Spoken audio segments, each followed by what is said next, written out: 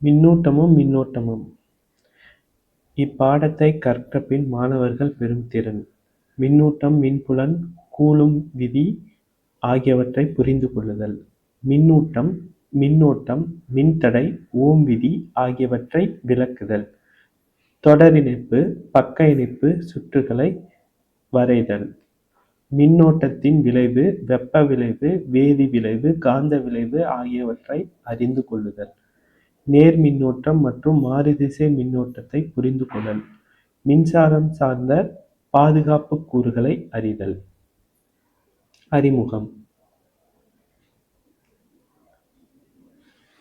நிறை, நீளம் ஆகியவற்றைப் போலவே மின்னூட்டமும் அனைத்து பருப்பொருட்கள் உரிய ஒரு அடிப்படை பண்பாகும்.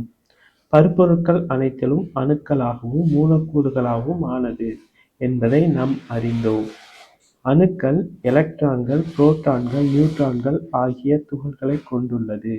இயற்கையில் எலக்ட்ரான்கள் எதிர்மின்னூட்டம், புரோட்டான்கள் நேர்மின்னூட்டம் பெற்றுள்ளன. நியூட்ரான்களும் மின்னூட்டம் இல்லை. இந்த மின்னூட்டங்களின் இயக்கவே மின்னோட்டம் ஆகும். தற்காலத்தில் மின்சாரம் என்பது முக்கியமாக ஆற்றல் மூலமாக ஒன்றாக விளங்குகிறது. இப்பாடத்தில் மின்னூட்டம், மின்னோட்டம், மின்சுற்று, படங்கள் மற்றும் மின்னோட்டங்கள், விளைவுகள் ஆகியவற்றைக் கற்போம். மின்னூட்டங்கள். அணுவிற்குள் அணுக்கரு உள்ளது. அதனுள் நேர்மின்னூட்டம் கொண்ட புரோட்டான்களும் மின்னூட்டம் அற்ற நியூட்ரான்களும் உள்ளன. மேலும் அணுக்கருவைச் சுற்றி எதிர்மின்னூட்டம் பெற்ற எலக்ட்ரான்கள் சுற்றி வருகின்றன.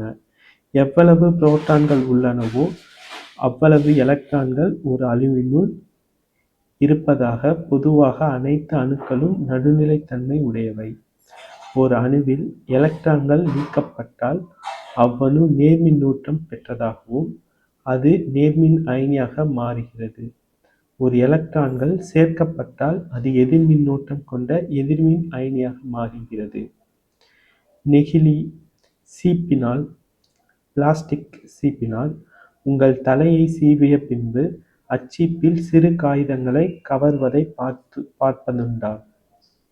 சீப்பானது தலையை திடமாக சீவும் போது உங்கள் தலையிலிருந்து எலக்ட்ரான்கள் வெளியேறி சீப்பின் நுனியில் அடைகின்றன.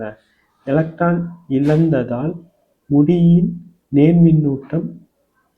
மின்னூட்டம் எலக்ட்ரான்களை பெறுவதனால் சீப்பு எதிர்மின்னூட்டத்தை அடைகிறது.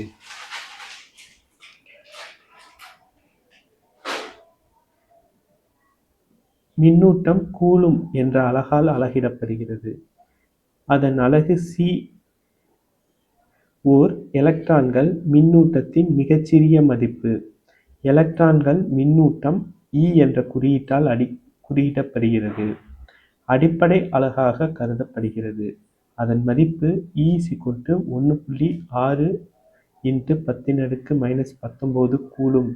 எனவே எந்தவொரு மின்னூட்டமும் Q அடிப்படை மின்னூட்டமாக எலக்ட்ரான்கள் மின்னூட்டத்தின் E முழு எண் மடங்குகளாக இருக்கும் என்பதை இது குறிக்கிறது. அதாவது Q = Ne. இங்கு n என்பது ஒரு முழு எண். 1C மின்னூட்டம் என்பது எலக்ட்ரான்கள் இருக்கும். தீர்வு: ஒரு எலக்ட்ரான்கள் மின்னூட்டம் E = 1.6 × 10⁻⁻⁹. Q = n × E. n = Q/E.